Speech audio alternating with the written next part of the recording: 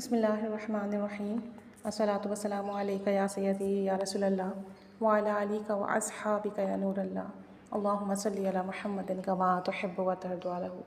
पिछले दिनों एक बहन की ईमेल आई थी और मसरूफियत की वजह से मैं ईमेल देख नहीं सकी, तो आज उसके ऊपर वीडियो रिकॉर्ड कर रही हूँ।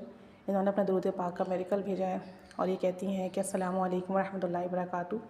कहती हैं कि मैंने हिजाब करना शुरू किया और जब से मैंने हिजाब करना शुरू किया लोगों ने मुझे बहुत तंग किया, बहुत नेगेटिव बातें कहीं, तंज भी किए। अब मैं शादी में जाऊँ, किसी फंक्शन में जाऊँ, कहीं पर भी जाऊँ तो मैं हिजाब करती हूँ और इसकी वजह से मुझे बहुत ज़्यादा नेगेटिविटी, बहुत ज़्यादा कह लें कि इख्तलाफात फ़ेस करने पड़ते हैं। कॉलेज जाते हैं तो कॉलेज में भी दुपट्टे का हिजाब बना लेती हूँ। अब जो मुझसे सीनियर लड़की है तो उन्होंने भी हिजाब किया हुआ था।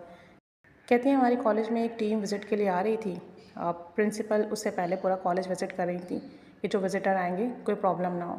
अब जब उन्होंने विज़िट किया प्रिंसिपल ने, तो जो हमारी सीनियर थी जिन्होंने हिजाब किया हुआ था उनको देख लिया, तो प्रिंसिपल ने उनसे बहुत सख्ती से बात की, गुस्सा किया कि हिजाब खोलें, हिजाब करने की क्या ज़रूरत है, आप लोग डिसिप्लिन फॉलो नहीं कर रहे हैं, यूनिफॉर्म को प्रॉपर आप जो है यूज़ नहीं कर रहे हैं, ये गलत बात है, इंप्रेशन गलत जाएगा। इस तरह से प्रिंसिपल ने बहुत नाराज़गी का इज़हार किया और उस बच्ची का हिजाब खुलवा दिया।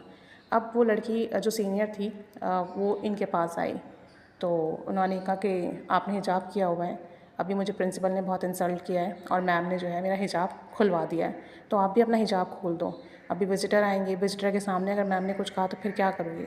तो ये कहती हैं कि मैंने कहा कि मैम चाहे मुझे कॉलेज से निकाल दें लेकिन मैं हिजाब नहीं खोलूँगी, क्योंकि जो विज़िटर हैं उसमें मेल भी होंगे और मेल होते हैं तो मैं नहीं हिजाब खोलना चाहती। बहरहाल कहती हैं कि मेरे दिल में डर भी था कि मैम पता नहीं किस तरीके से बिहेव करेंगी और जो विज़िटर्स आएंगे उनके सामने क्या मामलात होंगे। कहती हैं मेरे हाथ में काउंटर था, मैं अपना दुरूद शरीफ का वर्द करती रही और दुआ भी करती रही कि दुरूद शरीफ पढ़ने वालों की तो ग़ैबी मदद होती है, इंसल्ट नहीं होती और उन पर तो खुसूसी करम होता है। तो बहरहाल उस लड़की ने काफ़ी कहा कि मेरा हिजाब खुलवा दिया मैम ने, आप भी हिजाब खोल दो। खैर इन्होंने नहीं मानी, इन्होंने अपना हिजाब ही रखा। कहते हैं कुछ देर के बाद विज़िटर्स आए, उसमें काफ़ी मेल ऑफिसर्स भी थे, उन्होंने पूरा कॉलेज विज़िट किया और जो हमारा प्रोजेक्ट था उसके हवाले से हमारी तरफ भी आए, हमारी क्लास में भी आए। मैं हिजाब करके ही बैठी थी। कहती हैं कि प्रोजेक्ट के हवाले से डिस्कशन भी हुई, क्वेश्चंस भी हुए, मैंने जवाब भी दिया, लेकिन मैम ने मुझे नहीं कहा कि आप हिजाब खोलो या मैम ने मुझे कोई नेगेटिव बात नहीं कही, कुछ नहीं कहा और ये सब दुरूद पाक पढ़ने की बरकत से। कहती हैं कि मैंने दुरूद पाक की नियत की हुई है, सल्लल्लाहु अला मुहम्मद, ये दुरूद शरीफ वर्द करती हूँ और इसकी बरकत से बड़ा करम और फ़ज़ल है, बड़ी रहमत की निगाह है और बड़े अच्छे मामलात हैं। बताती हैं कि एक बार ऐसा हुआ कि मेरे पेपर था और मैं वाउचर कहती हैं कि पे करना भूल गई थी। इन्होंने वाउचर पे नहीं किया था, वो भी 2 मंथ का। बैंक में वाउचर पे होता है, वो नहीं हुआ था। अब कहती जिस दिन पेपर था उस दिन से 2 दिन पहले ग्रुप में मैसेजेस आ रहे थे कि जिन्होंने अपना वाउचर पे नहीं किया है, चालान सबमिट नहीं किया है, वो करवा दें वरना स्टूडेंट को हॉल में एंटर नहीं होने दिया जाएगा और पेपर नहीं देने दिया जाएगा। उनका पहले चालान चेक होगा, वाउचर चेक होगा।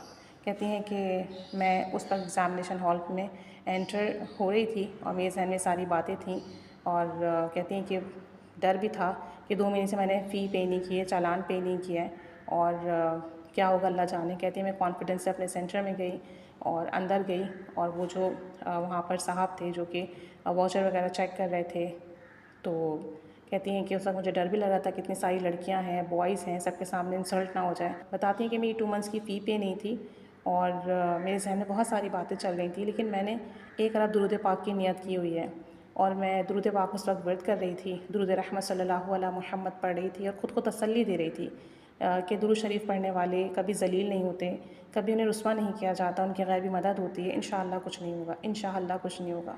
कहती है मैं दुरूद पाक पढ़ते हुए एग्ज़ामिनेशन हॉल की तरफ जा रही थी और यही सारे सवाल, यही सारी चीज़ें मेरे जहन में चल रही थी और कहती हैं कि बस जब मैं उस जगह से गुज़री जहाँ क्लियरेंस चेक हो रही थी, तो वो जो सर थे उन्होंने मुझे कुछ भी नहीं कहा, ना मेरी क्लियरेंस चेक की, ना मुझे रोका।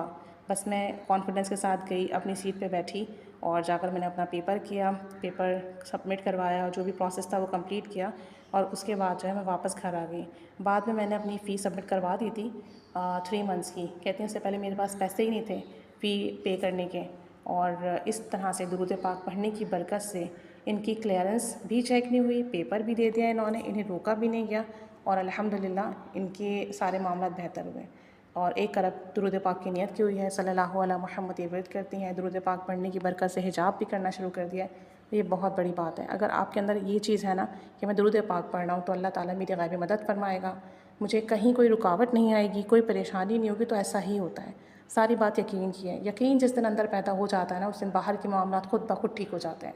तो बस अपने अंदर यकीन रखें और दुरूद पाक पढ़ते जाएँ। इंशाअल्लाह अज़्ज़ा वजल सारे काम खुद ब खुद ठीक होंगे इंशाअल्लाह अज़्ज़ा वजल।